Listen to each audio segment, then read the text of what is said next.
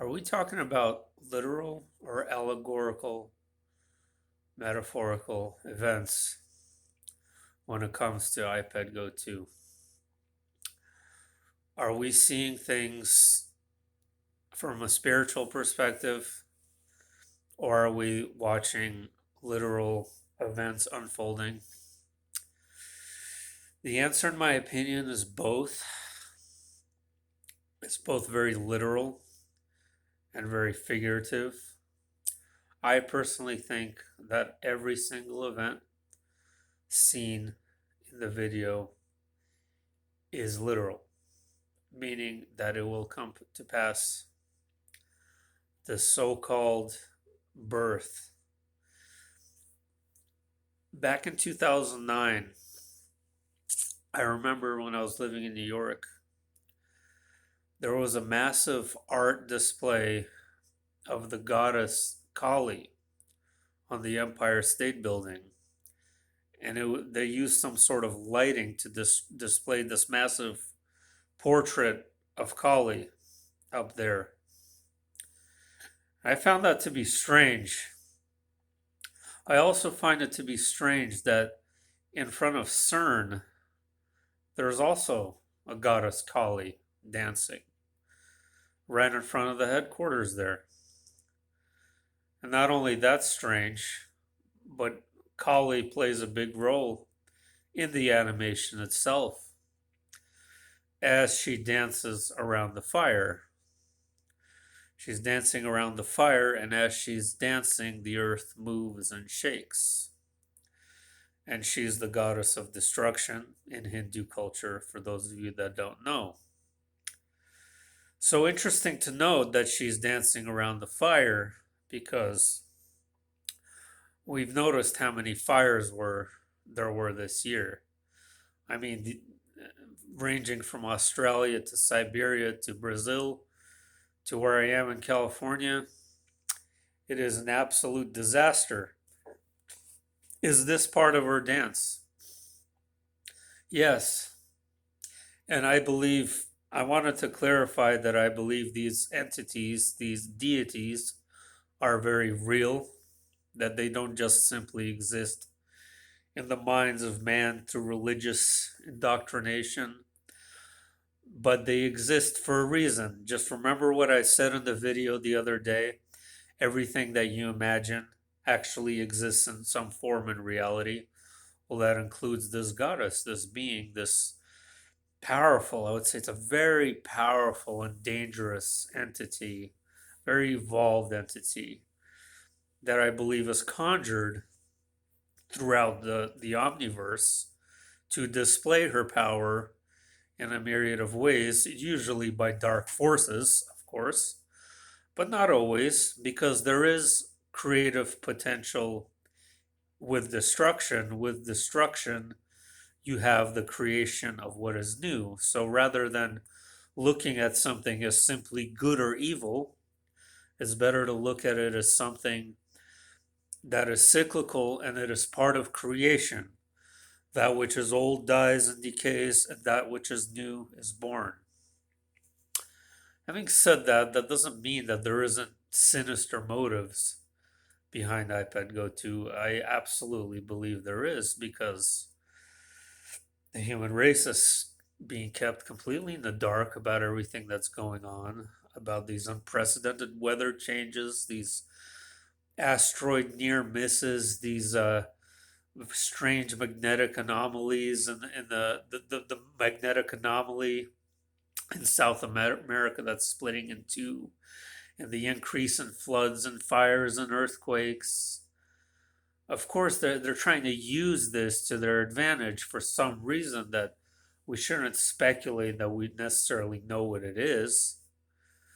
I mean, yeah, there are the religious folks who say that this is the birth of the Antichrist. That the Jews will say that it is the arrival of the Messiah, the phoenix who will rise out of the ashes after a burning world. Well, yeah, that's probably pretty accurate. That something is going to birth out of the ashes of the old world, which will be left in virtual destruction. I mean, at least that's what's shown in Ipetgoat 2. Ipetgoat 2 goes far beyond petty wars or events that may take place in the US. It is far more intricate, deep, and sophisticated than just your simple surface level conflicts.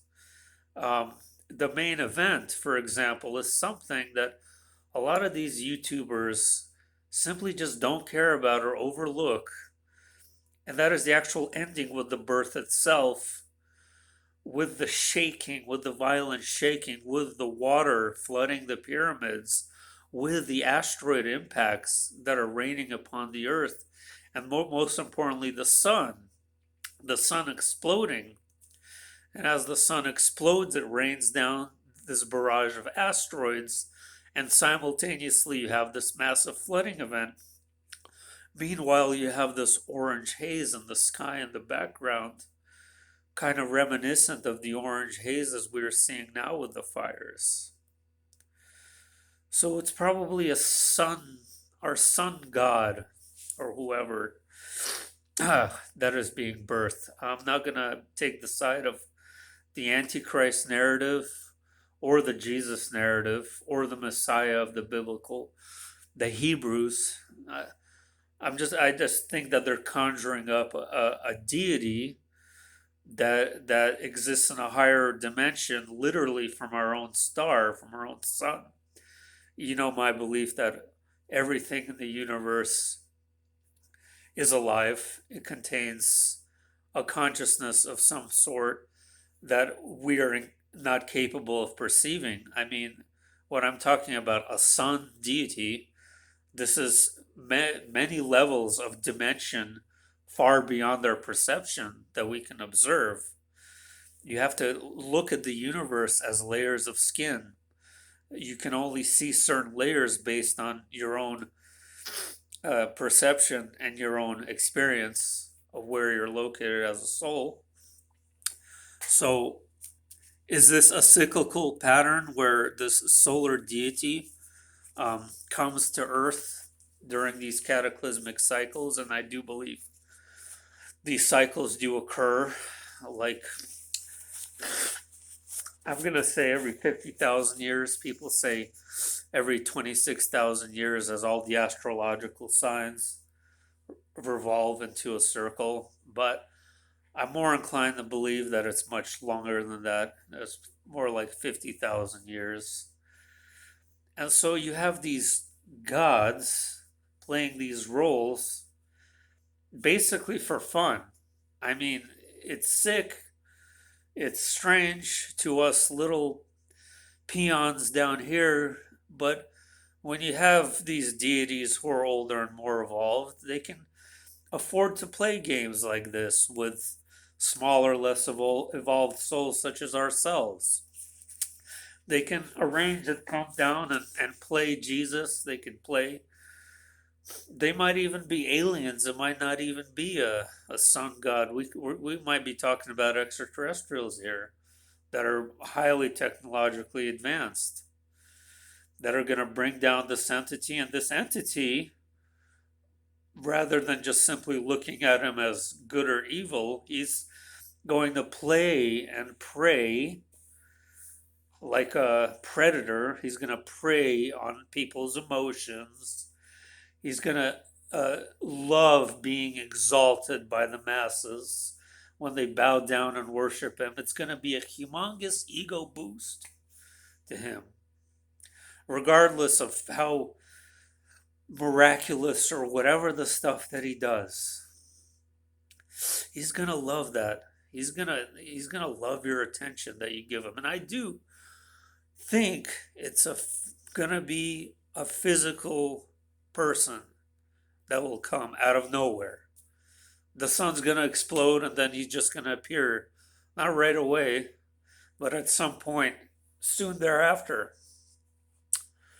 And having said that, I do believe that there is a real Christ, a real representation of the divine infinite that will also return, but not yet. That's not going to be him.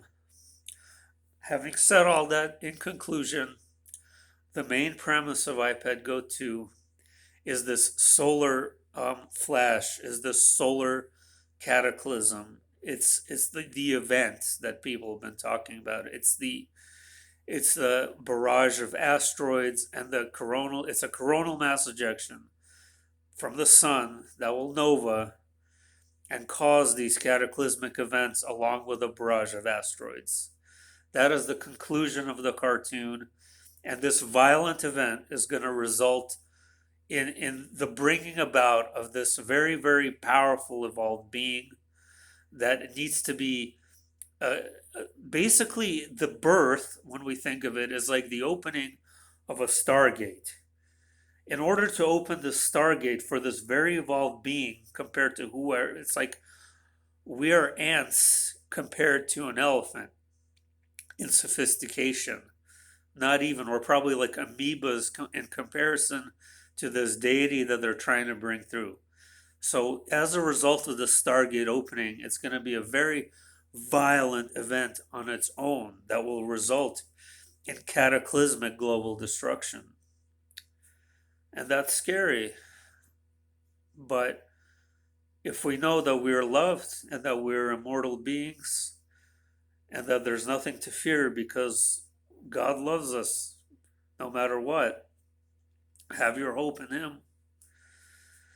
Have your hope and don't give up that hope. Then it'll be all right. It's terrifying though. I do see it coming. As ridiculous as it sounds like a sci-fi movie. But guess what? The truth is stranger than fiction. Because it is, and you'll see one day soon that it is. All right.